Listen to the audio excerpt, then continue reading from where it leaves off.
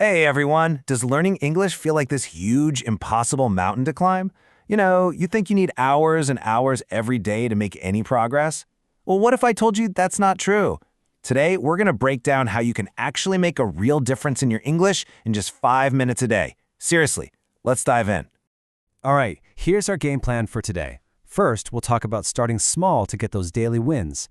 Then, we'll get into training your ears and eyes, finding your English voice, and of course, making it all fun. And we'll wrap up with a super simple 5-minute daily plan you can start using right away. Okay, first up, start small, win daily. This is all about getting the right mindset for success. Honestly, this is probably the biggest thing holding people back, so let's tackle it head on. So let's be real for a second. Does learning English just feel impossible sometimes? I mean, life is crazy, right? You're busy, you're tired after a long day of work, you've got family, and the thought of trying to cram in hours of studying, yeah, it feels like a total non-starter.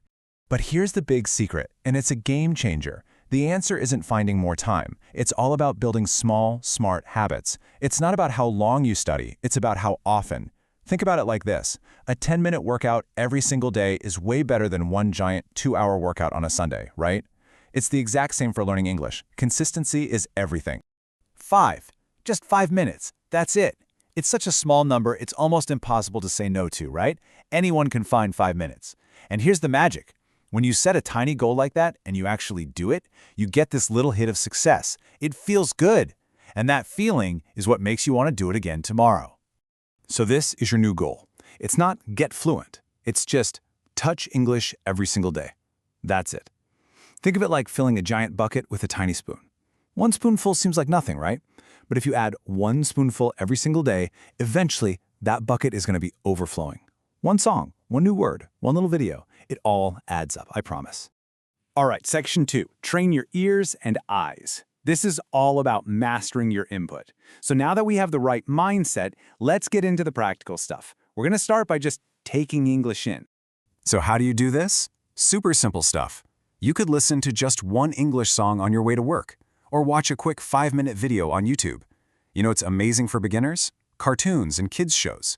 The language is clear, it's simple, and they speak a bit slower. Oh, and here's a great trick. Watch a show you already know really well in your own language, but this time, watch it in English. You already know the story, so you can just relax and absorb the words. Okay, here's a really powerful technique I want you to try. I call it the subtitle strategy. It's a 3-step process. Step 1, watch something short with the subtitles in your language. Just get the basic idea. Step 2, watch the exact same thing again, but this time with English subtitles. Now you're connecting the sounds you hear with the words you see. And then, step 3, when you're feeling brave, watch it one more time with no subtitles at all. It's an amazing way to level up your listening skills. And this might be the most important piece of advice in this entire explainer. You have to find stuff you actually enjoy. If it feels like a chore, you're not going to do it. It's that simple. So if you love cooking, watch English cooking shows. If you're into sports, follow English sports channels. When it's fun, it doesn't feel like studying at all. It just feels like, well, fun. Okay, section 3 is about finding your English voice, mastering your output. So we've talked about taking English in. Now it's time to start letting it out. It's time to actually start speaking. But before we go any further, I need you to listen to this. Really listen. It is absolutely okay to make mistakes. In fact, you have to make mistakes. Mistakes are not bad. They are proof that you're trying, that you're learning. Every single person makes mistakes when they learn something new. So please, please, please, don't be afraid to try. Now, this is a massive mental shift you need to make. So many beginners get stuck translating everything word for word in their head from their own language. It's slow, it's clunky, and honestly, it's exhausting. The goal is to stop translating and start thinking in simple English phrases. Instead of this long process in your head, just think the English thought. I am thirsty. It is cold. This little switch literally rewires your brain to make English feel more natural over time. So how do you actually practice this without pressure? Easy. Talk to yourself out loud. I know, it sounds a little crazy, but trust me, it works.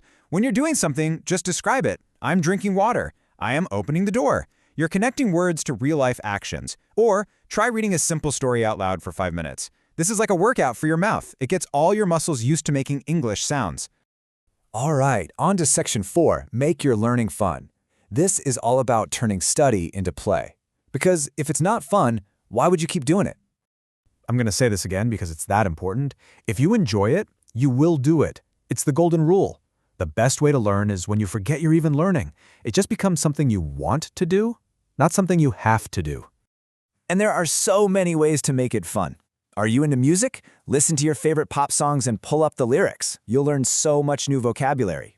Are you a gamer? Awesome! Just switch the language in your favorite video game to English. Or here's a really cool one. Change your phone's language to English, just for 10 minutes. Suddenly you're learning words like settings, message, call, words you use every day. Okay, time for our last section, your 5-minute daily plan. This is where we put it all together. We've talked about the mindset, listening, speaking, and having fun. Now let's make a real plan. So no more wondering, okay, what should I do today? Here is a super simple plan you can literally start using tomorrow.